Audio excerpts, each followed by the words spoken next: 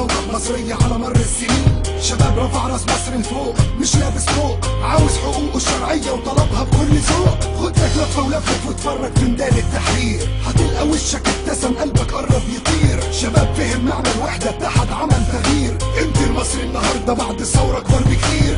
ما تخافيش يا بلادي في عز المحنة تحامي فينا، احنا ولادك رجالة نحطك فوق راسنا وفي عينينا. جدي وجدي جدي استشهدوا فيكي بيحموكي، مش ممكن احفادهم يجوا في يوم ينسوكي ويرموكي، واقفين زي الاسود ايد واحدة لاجل يحرروكي. في منهم اللي استشهدوا وبدمهم فدوكي. شكرا لكل شاب بقى رأيه من غير ما يخاف، راجل من ظهر راجل خلى العالم بص وشاف. طول ما فيك فرقة وفتنة هتضيع الحقوق، شوف اول ما اتحدنا ايد واحدة بقينا نسوق. مسيحي مسلم مثقف امي غني وفقير، ضموا كل اكتافهم فوق بعض وتحول زعير. حتى لو ما حققناش كل المطالب برضه كسبنا، كفاية ان العالم كله عرف مين احنا. ما هي الرجولة والاخلاق ما تبانش الا في المحنة، كل البيوت بقت بيت واحد والله فرحنا. كرامة المصري تسوى عنده كتير، مش عاوز ذل وظلم واهانة، عاوز تقدير. بلده عنده زي عرضه يخاف عليها يغير.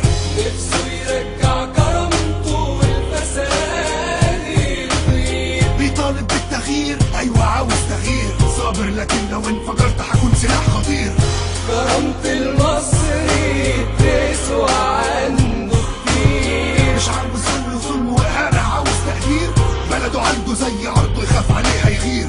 نفسه يرجع كرامته والفساد يطير، بيطالب بالتغيير، ايوه عاوز تغيير. صابر لكن لو انفجرت هكون سلاح خطير.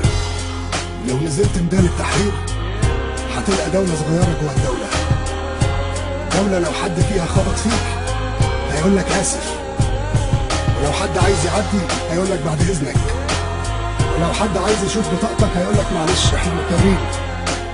تسمع كتير فيها كلمة حاسب عشان البنات تعدي، مفيش فيها معاكسة وتحرش. لما المسيحي بيصلي المسلم بيحمي ظهره، ولما المسلم بيصلي المسيحي بيحمي ظهره. هي دي مصر اللي احنا عايزينها.